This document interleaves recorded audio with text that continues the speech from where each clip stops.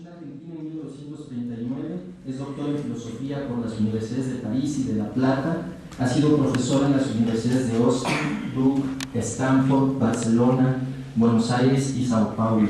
Recibió la beca Guggenheim, el premio ensayo Casa de las Américas en reconocimiento a culturas populares en el capitalismo y el Book Award de la Asociación de Estudios Latinoamericanos por el libro Culturas Híbridas, Estrategias para entrar y salir de la modernidad. Otros trabajos destacados son Consumidores y Ciudadanos, la globalización imaginada y Diferentes, desiguales y desconectados, mapas de la interculturalidad. En la actualidad enfoca su investigación en las relaciones entre estética, arte, antropología, estrategias creativas y redes culturales de los jóvenes. Cedo la palabra al profesor Néstor García Gentil.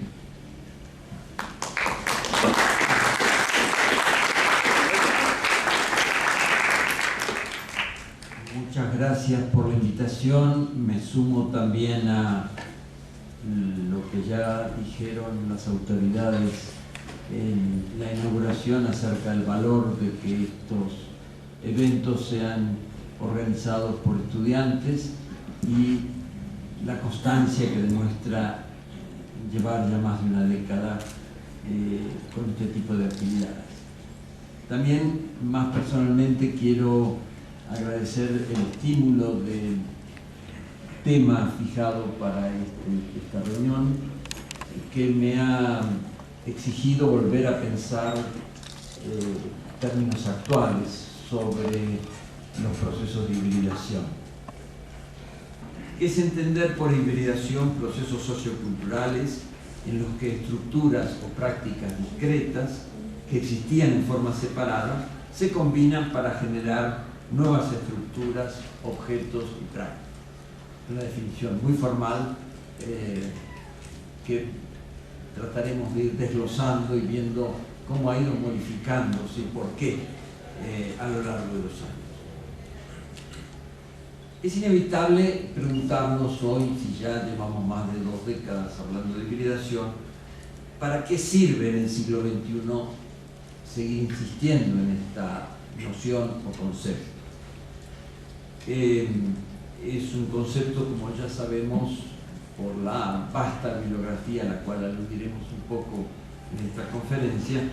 en el que caben distintos tipos de mezcla de coherencias e incoherencias,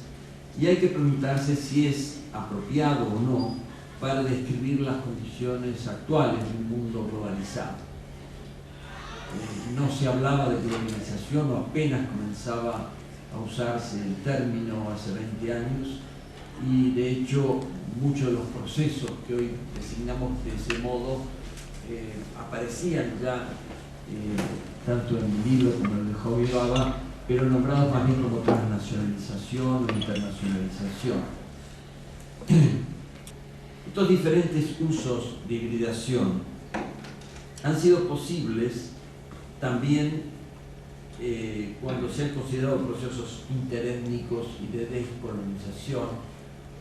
o procesos postcoloniales.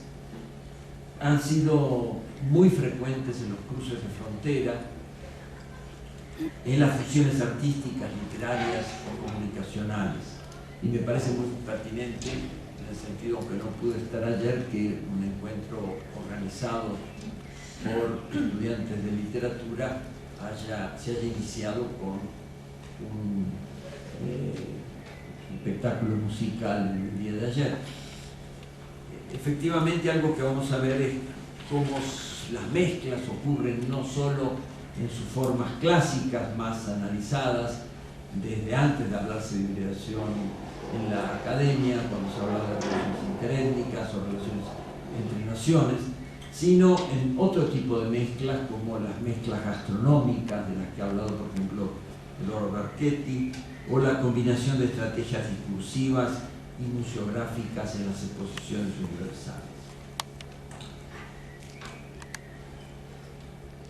A mí me gustaría distinguir,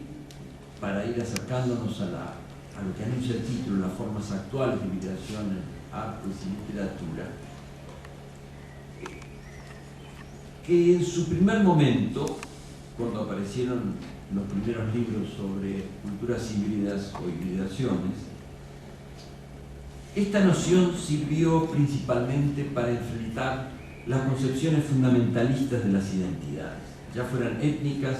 nacionales o locales. Se dudaba acerca de la noción de identidad como objeto central de la antropología o de las ciencias sociales o de los estudios culturales, y se veían incluso, se comenzaron a ver en esos momentos los riesgos de disciplinas, como ha ocurrido en buena parte de la antropología, dedicadas a justificar la autoafirmación de las propias identidades, con lo cual en muchos casos la antropología ha contribuido a un etnocentrismo que había combatido y que sigue combatiendo, pero que estuvo en el inicio mismo de la disciplina. En una segunda etapa podríamos decir que el concepto de hibridación o de culturas híbridas sirvió para abarcar en un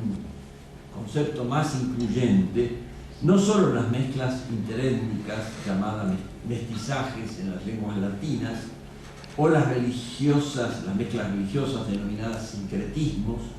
sino las combinaciones de lo tradicional y lo moderno, o de lo tradicional, lo moderno y lo que hace unos 20 años se denominaba posmoderno, las mezclas cada vez más frecuentes de lo oculto, lo popular y lo masivo. Y a medida que los usos del concepto se diversificaron y los debates crecieron, se pudo elaborar un debate epistemológico en el cual se trató de ver cómo estas distintas mezclas o fusiones, como se las suele llamar especialmente en música, podían entenderse conjuntamente, no reduciendo unas a otras, sino viendo por qué estamos en un mundo de mezclas, en un mundo de fusiones. Diremos que algunas consecuencias de estas transformaciones, estos pasajes de un concepto a otro o a varios más, al hablar de hibridación, llevó a lo que hoy denominaríamos el pasaje de los estudios sobre identidades a los estudios sobre interculturalidad. La hibridación y la interculturalidad se convierten en focos de la investigación cultural, social y artística. Han dado el título inclusive a algunas exposiciones, pienso en varias exposiciones colectivas, en una serie de obras de Antoni Muntadas, el artista catalán, y así podemos hacer una cita larga. O sea, la hibridación no solo como una noción clave para desarrollar obras académicas, teóricas, investigaciones empíricas, sino incluso apropiada en el arte, en la literatura, por los propios creadores. Evidentemente la hibridación puede ser una manera de mezclar, de combinar, de superar, entre comillas, disyunciones, separaciones entre las culturas, pero esto no se hace sin conflicto, casi nunca. Puede haber una atracción, una imitación o una subordinación aceptada a veces por los que son subordinados, pero en muchísimos casos es fácil observar, si prestamos atención, que los procesos interculturales, además de producir fusión, generan rebeldía, rechazo, contradicciones, y eso es en parte porque intentan reunir culturas que son inconmensurables. Esta noción de inconmensurabilidad que se ha trabajado mucho en la epistemología contemporánea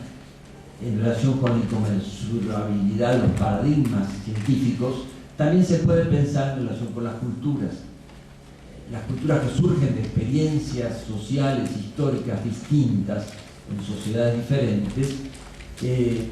tienen algo que no es reductible a los términos de otra lengua, de otra cultura. Y otra consecuencia que ha tenido este conjunto de pasos que se han ido dando en los sucesivos estudios sobre hibridación e interculturalidad es generar una percepción más clara de la radical indeterminación de los lugares de enunciación, circulación y recepción del sentido.